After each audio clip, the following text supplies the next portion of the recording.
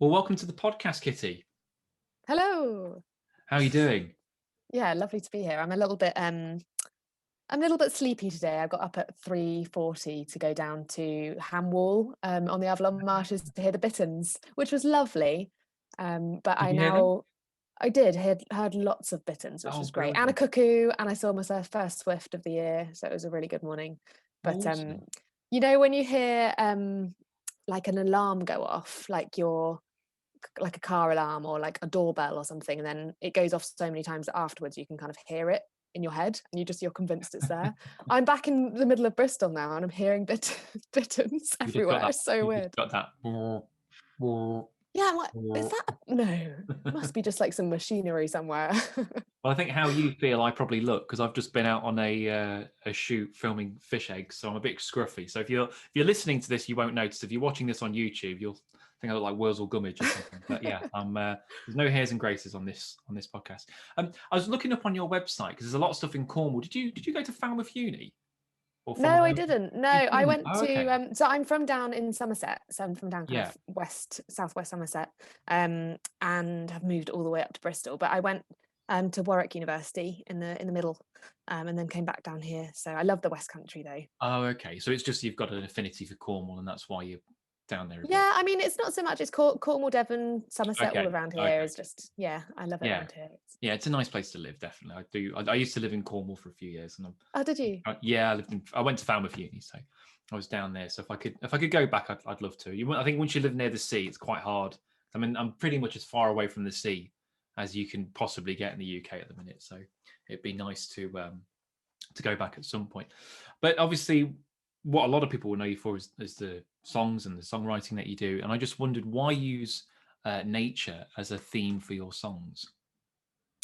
Oh, I mean, I don't know whether it's why, it's sort of like how not to really. I think yeah, I started writing songs when I was a teenager and just basically from the off they were about the landscapes and stories and wildlife that I know. And coming from Somerset, I have a great love of the Somerset Levels in particular. I think just something about their timelessness and just ancient magic as well. Like, they're a relatively new landscape in the grand scheme of things, just being kind of created since the last ice age mostly, but they're kind of perforated by these little hills that you can go and stand on top of and just get these views for miles across the landscape. And that's especially beautiful in winter during the flood times, when the fields and the wetlands are just kind of like patchwork mirrors reflecting the sky, and it's so evocative. And having been just down there this morning, it's easy to talk about because when you're down there looking across the scrape or the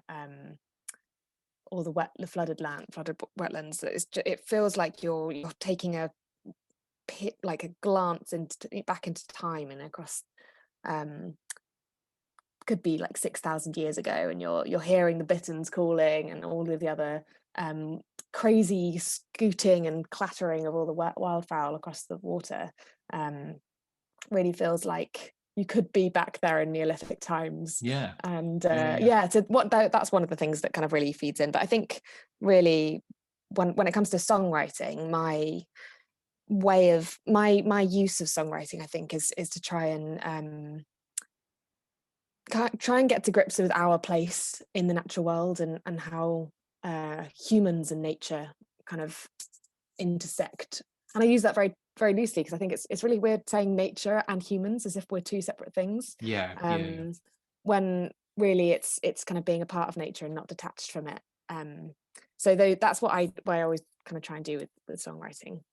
I guess it's a form of storytelling as well, isn't it, to a degree? Yeah, I think so. And I think that's why my music kind of sits in the folk genre, really, Hmm. because it's a traditional storytelling canon, which tells stories of people and not just yourself, but your part in a bigger picture, and current stories as well. Yeah. Yeah. I was going to ask what kind of it is. Quite. I was going to say it's fairly obviously folk, I guess, but like it can be hard to pick genres, I suppose, for your music sometimes. Yeah, I think genre is a little bit to be sniffed at anyway, to be Yeah. honest. But people do like to put labels on things. Yeah. And well, I mean, because normally I've either met people or I know of them, but I literally just bumped into you like a week ago.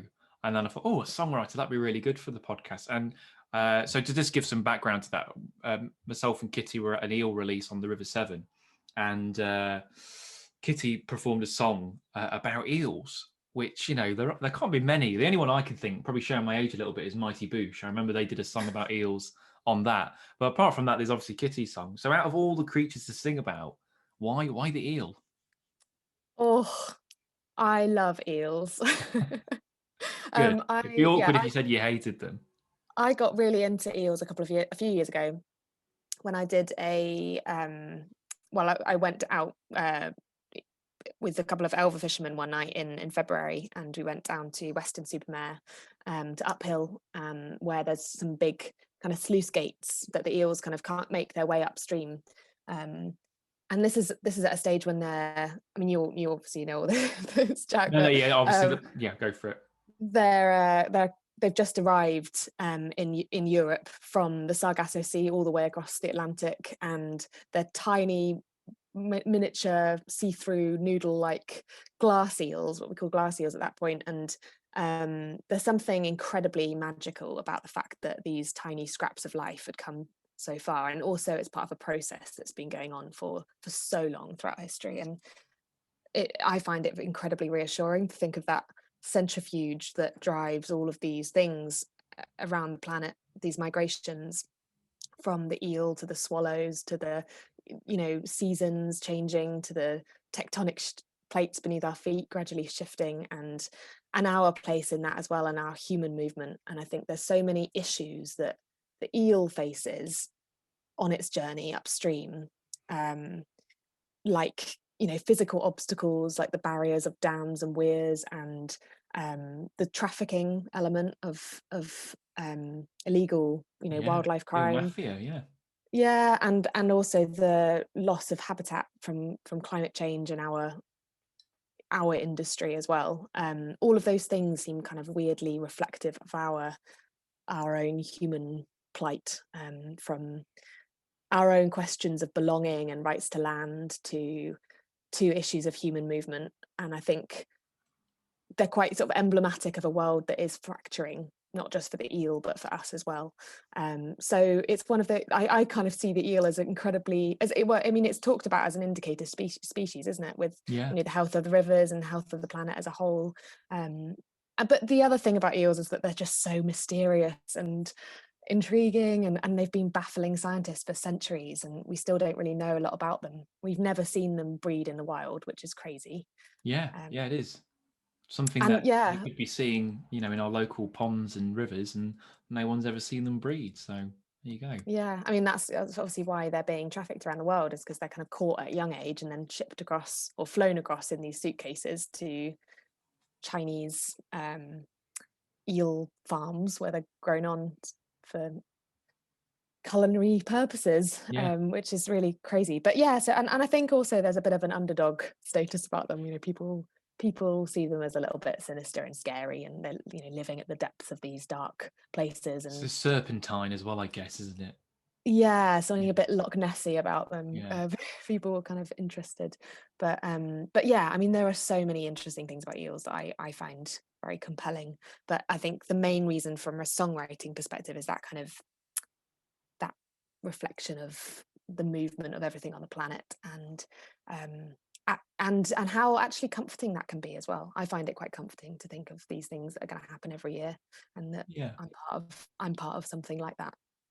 Yeah, you wouldn't think you could draw many parallels between an eel and a person, but I guess when you put it like that, there's a few there, isn't there? Some people more than others, I Yeah, guess. yeah, yeah, definitely.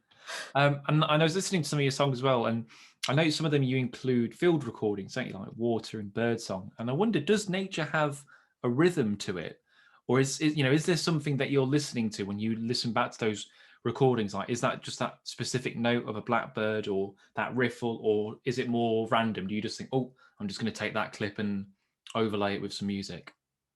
That's a really interesting question, because I think sometimes when you're when you're just out and about in nature, you don't really necessarily notice what's going on, and it's that kind of action of actively listening which is really beautiful. And when I took my little Zoom recorder out to the levels and to the Somerset coast, and even made it across to Sardinia for one particular adventure of a song, and did those recordings, you actively listen in a way that you don't normally do, and Yeah. that's brings to light a lot of other sounds. Suddenly I'm on the levels and I'm hearing not just this clatter of waterfowl, but also the distant motorway and the remaining peat works that are still working down there, and the little microlight overhead that's really annoying and going round and round, and The all of sound those man's things.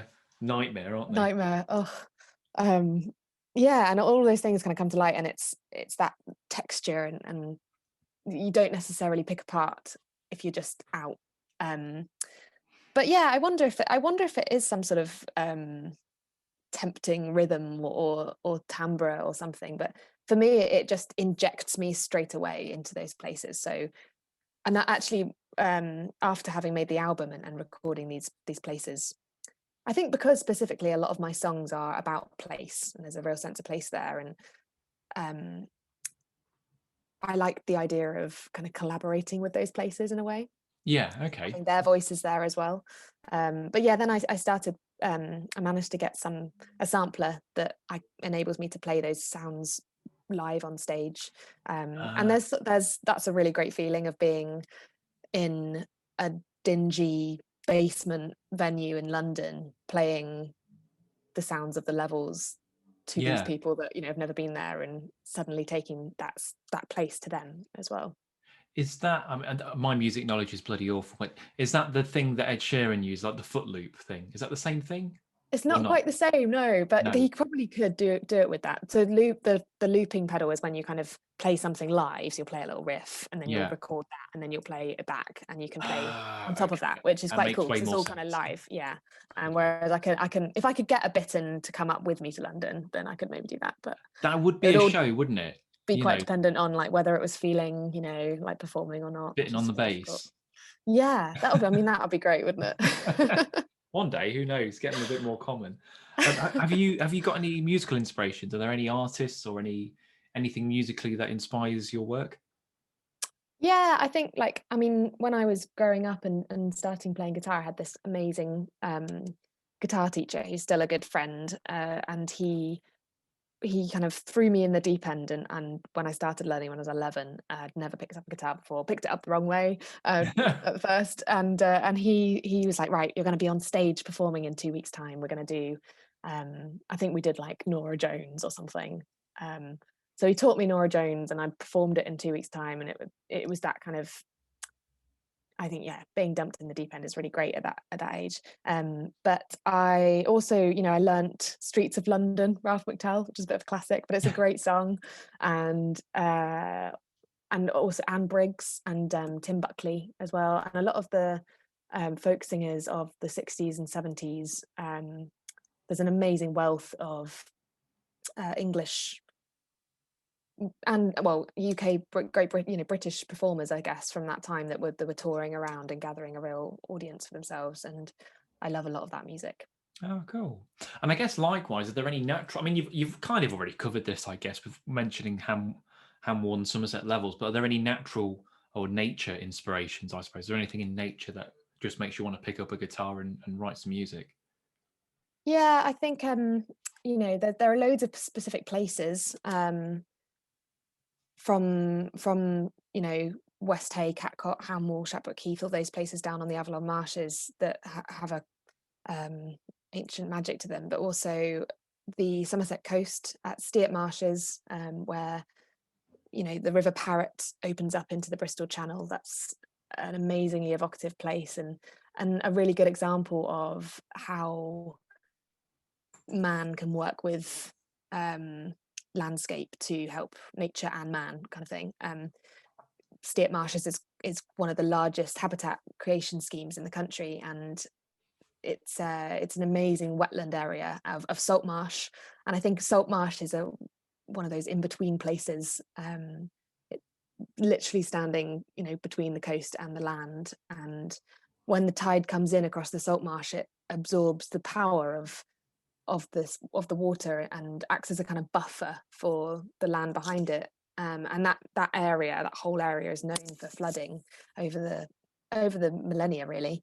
And it's kind of an area of flooding that's been kind of gradually getting worse as we've seen sea levels rising and other effects of climate change. And so this is a really positive thing that's been put in place that creates incredible habitats for overwintering birds and, you know, nursery for fish stock and all that stuff, but also protects the agricultural land and the people from being flooded. So I love that place in particular. And also when you're standing there and you go up, there's a tower hide that's pretty high, and you can, which is a really beautiful piece of architecture, and you can stand at the very top of it and look across, and you see for miles in all directions, and you can see across the Bristol Channel to Cardiff on the other side. And then if you look right, you've got Burnham on Sea with this little white-legged lighthouse in the distance, and the mouth of the River Parrett opening up, and miles of mud. And I love mud in general. I think it's a really kind of special thing. And then on the left, there's Hinkley Point Nuclear Power Station. So it's one of those really strange kind of meeting points of brutality of nature, of man, and then the kind of beauty of nature, which is what a salt marsh, I think, does. And I think it's a really special place. But all sorts of things inspire me though. I've got random songs about random things. I've got a song about the man who created all the names for the cloud formations back in 1803, I think it was, called Namer of Clouds. And yes, I've seen that one on Spotify come up.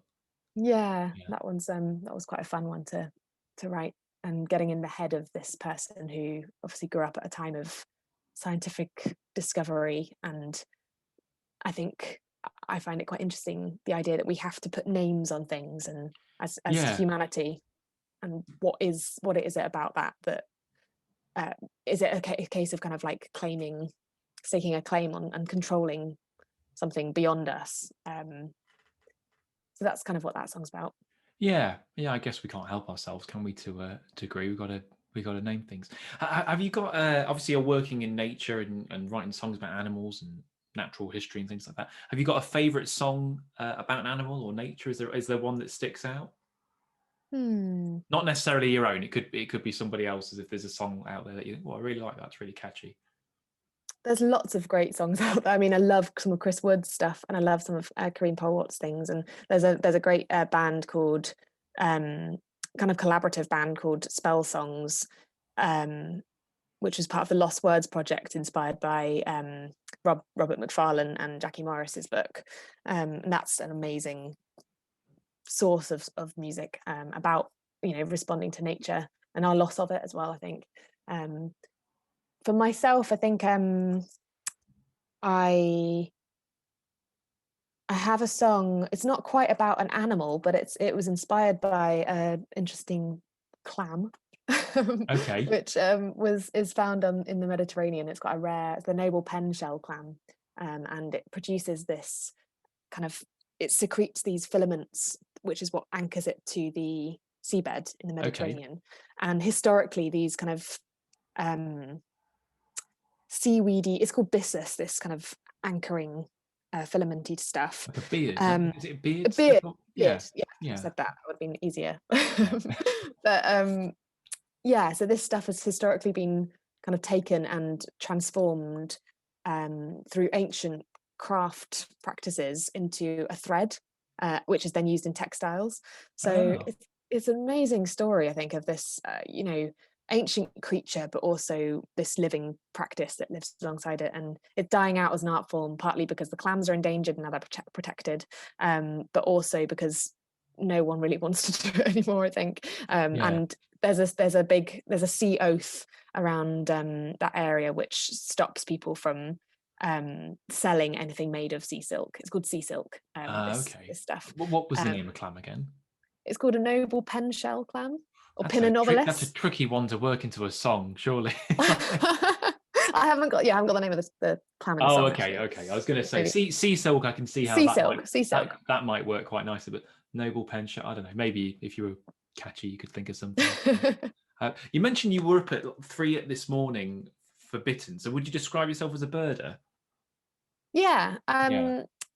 I'm a kind of learning as I go birder, I'd say. Okay. That's I'd say that birds are probably my biggest interest at the moment. Okay. I think they're kind of an easy one to get into, aren't they? And when you live near places like that, it's quite amazing. Like I went out this morning and we saw immediately great white egret and marsh harrier, kind of with its kind of hooked nose, just sort of prowling across the reed beds, and as I said, bitterns on all corners, like just booming away in the morning, and a cuckoo and a swift, or a couple of swifts for the first time, which was lovely, and lots of like tufted ducks, and it was just really, really great. Worth I getting guess, up that early. yeah, definitely. Because I guess for most birders, it's a visual thing. But I guess because you work in an audio profession, you're probably taking in the sounds a lot more than other people. Possibly, I don't Yeah, know. But I guess yeah, it is. We had Gary Moore on a few weeks ago, and he's a sound man for the Watchers and things. And I think it is a shame that we don't just when you go onto a nature reserve, maybe just for a minute, just shut your eyes and kind of drink it in, because there are. I mean, those birds you've just described have all got such distinctive calls. I mean, I don't get swifts nesting in my back on my house, but there are houses nearby me that get swifts, and I haven't seen any yet. But that call in the summer, for me, that sums up the summer. That kind of, it's like a piercing. I can't do an impression because I don't think anyone can, but it's just a real indicator that summer's here when you hear the swifts coming. yeah, definitely. Such a, And such a nice thing. it's also one of those ones that if you get it in your head, and then you know if you've heard it a lot, then you can hear it everywhere, even when they're not there. It's Yeah, one of those weird things, yeah, no, they are. especially at this time of year when you're kind of like waiting for them to appear. Yeah, I've seen a few people on kind of like the nature Twitter and whatever. There's a few people who are like, I've just seen my first. Well, you've actually done it today, and I'm like grumbling in the Sorry. corner. No, it's okay. Going. I'll let you off. But they can't be long behind. I don't think. They should be here at some point. Is there an animal that you're yet to sing about that you'd like to, or is there an animal that you just like to do a song about at some point? I don't know whether it would work in a song, but I've just discovered the wonderful waterfall. About Ah, okay. 10-minute drive from where I live in Bristol, there's a pocket of nature right next to the M5 called Lawrence Weston Reserve, which is an amazing place, and it's run by the Avon Wildlife Trust, and it's a little pocket of kind of a haven for waterfoals, which are really endangered. And I didn't really know much about waterfoals until very recently, and I've been going there a few times and sitting very quietly and watching and waiting, and that's been really, really great to see. And I've never seen an otter. I would love to see an otter. Have you not? Ah, okay. No, I was hoping that maybe whenever I get up really early, I'm hoping that I might see one, but they seem to There be must be evading plenty me. around the levels, surely. They see them all the time there. I don't know what's wrong with me. Why I can't. It's that otter repellent you're putting on in the morning. They obviously don't Yeah, like it. But is that where you went with Pete Coop? Is that where you saw the vole? yeah, Yeah, yeah. Lawrence Weston. Yeah, yeah. Pete was the one who showed me that spot, which was Oh, I entirely bet you could grateful do to a him song, for. something really like, I don't know. I was going to say fast tempo because they are always just like that all the time. The legs are moving frantically, so maybe The put other day, something. I was sat out there for about an hour, and I brought my flatmate, and she has to start work at 8:30, so we had to get up sort of fairly early in order to get there and back again in time. And we waited and waited and waited, and nothing showed. And she was a bit like, "Well, you said there'd be waterfalls," which I had Falling out promised. with you, like, no, that's it, kid. We're through. And then we saw this kind of ripple. Well, it was more of a kind of feeling actually, as like something is afoot just before we left, and there was a kind of ripple that started at one end and just gradually went across the whole pond in front of us. And I was like we were both holding our breath, and then suddenly this, I mean, which I've never actually seen before, but normally they just kind of slip out at the side and have a little munch on the reeds, but it just did this kind of weird belly flop, kind of humpback whale type, like, breach, and All obviously right. came out and then saw us and then went back in again, but it all happened so quickly that it was quite comical. Oh, they are great. I do like. Well, I haven't seen one this year yet. I do. There's a few not too far away in the Peak District near me. That's normally where I go to Oh, see nice. them. But they are pretty. Pretty good. But before we go, if people want to hear your songs, where's the best place to listen to them and to find out more? So I've got a website which is kittymacfarlane.com, which has kind of everything you need to know there, and on social media as well, all the normal places. Um, and I've on Spotify as well, so you can check out my music on Spotify. It's probably the easiest way. Great. I'll put a link to all that in the description, so if people want to find out more, they can click on all of that. Well, look, it's been great to talk about this stuff, Kitty, because it's a world that I've never really thought about combining nature and music, but it seems like it's a great coupling. Yeah, it's a lovely, lovely part of the scene to be existing, I think. Yeah. Thanks Nice so one. much. No, it's great. It's great to have you on. Pleasure. So take care. Speak soon.